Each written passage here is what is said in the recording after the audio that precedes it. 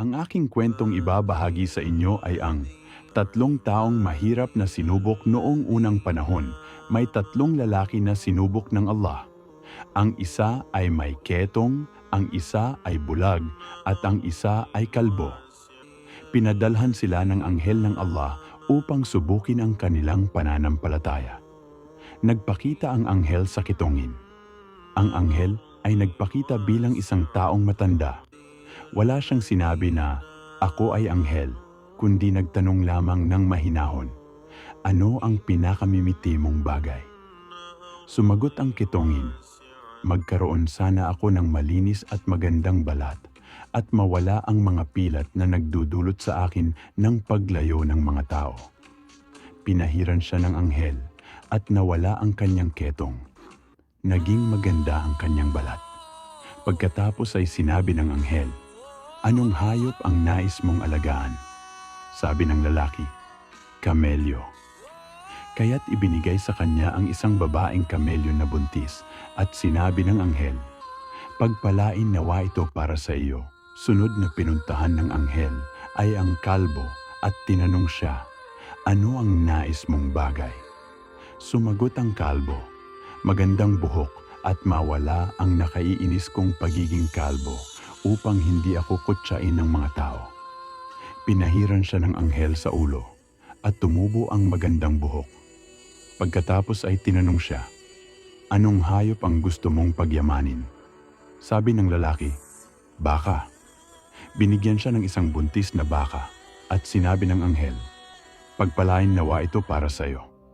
Sunod na tinanong ng angel ay ang bulag, "Ano ang pinakamimiti mo?" Sumagot ang bulag, "Sana maibalik ang aking paningin upang makita ko ang mga tao." Hinaplos siya ng anghel at ibinalik ang kanyang paningin. Pagkatapos ay tinanong siya, "Aling hayop ang nais mong alagaan?" Sabi niya, "Tupa." Ibinigay ng anghel ang isang buntis na tupa at sinabi, "Pagpalain nawa ito para sa binigyan ng anghel, ang may ketong ng malinis na balat at kamelyo, ang kalbo ng magandang buhok at baka, at ang bulag ay binigyan ng paningin at mga tupa. Lahat sila ay pinagpala at yumaman." Makalipas ang mahabang panahon, muling bumalik ang anghel sa anyo ng isang mahirap na tao. "Ako'y isang mahirap at may karamdaman tulad ng dati mong sakit. Wala akong maipambili ng pagkain. Hihingi sana ako ng kaunting tulong mula sa biyayang ibinigay sa iyo ng Allah." Ngunit ang dating kitongin ay tumanggi at ipinagkaila pa na siya'y dating may ketong. Sunod na nilapitan ng matanda ang kalbo, "Ako'y isang dukhang tao, katulad ng dati mong kalagayan. Bigyan mo sana ako kahit isang baka mula sa iyong mga alagang baka." Tumanggi rin ito at sinabing, "Marami akong obligasyon. Wala akong maibibigay." Sunod na nilapitan ng matanda ay ang dating bulag. Nagpakita siyang gaya ng bulag noon at nagsabi, "Ako'y isang mahirap na tulad ng dati mong kalagayan. Hihingi sana ako ng tulong mula sa mga tupa mo."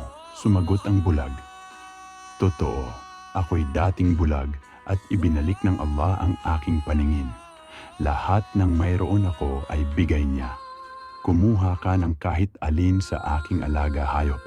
Hiningi niya ang tulong ng bawat isa. Dalawa sa kanila ay tumanggi at ipinagkaila ang kanilang nakaraang kahirapan. Ngunit ang bulag ay nagsabi, "Dati akong bulag, binigyan ako ng Allah ng paningin. Kumuha ka ng kahit anong gusto mo mula sa akin." Dahil dito, ipinahayag ng anghel na siya lamang ang nakapasa sa pagsubok. Munting aral. Ang tunay na pasasalamat ay ipinapakita sa gawa. Ang mga biyayang bigay ng Allah ay hindi lamang para sa sarili, kundi upang makatulong sa iba. Kung nagustuhan mo, pwede mo ibahagi ang kwento na ito sa iba.